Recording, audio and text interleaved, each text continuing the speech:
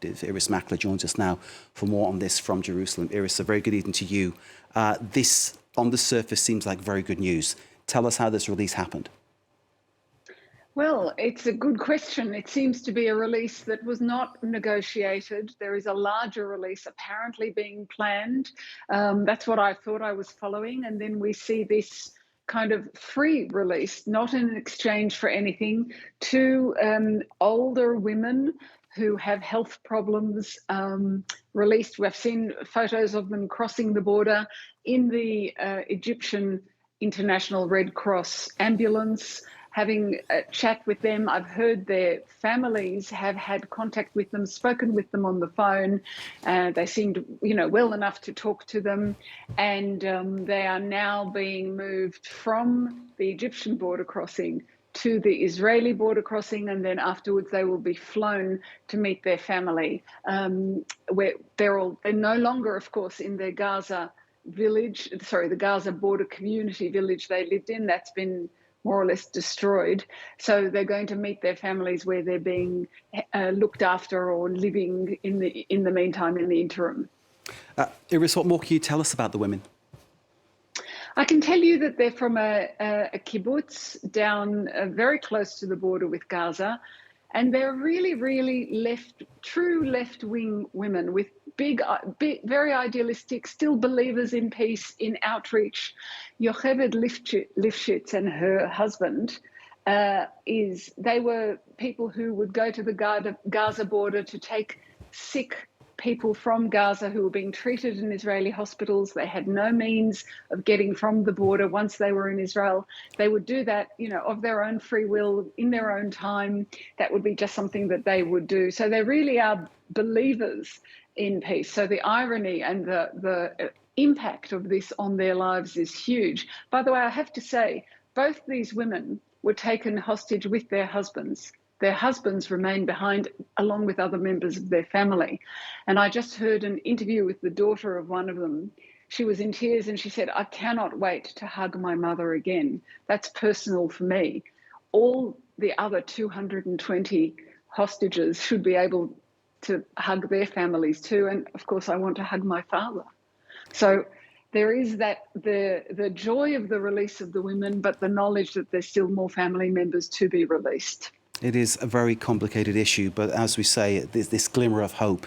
And I think whichever side of the fence you may find yourself on, the fact that a family is being reunited in some way, shape or form can only be good news. In terms of what happens next, Irris, you were talking about monitoring a possible larger release. Can you shed any more light on that for us, please?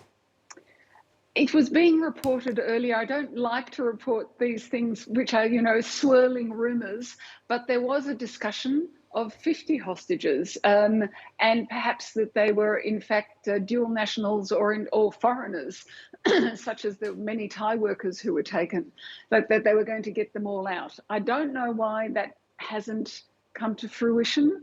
That was also being organised with input from Qatar, a patron of Hamas, Egypt, and of course the United States. The United States has been heavily involved, and there has been, as it's being reported in US media tonight, that what President Biden is suggesting that is perhaps there should be a further delay to Israel's ground offensive, just to see if any further advance can be made on releasing more hostages before the ground offensive begins. Irris, do we read anything into the fact that these women have turned up safe and sound at the Rafah crossing, that particular point? Do we read anything into that?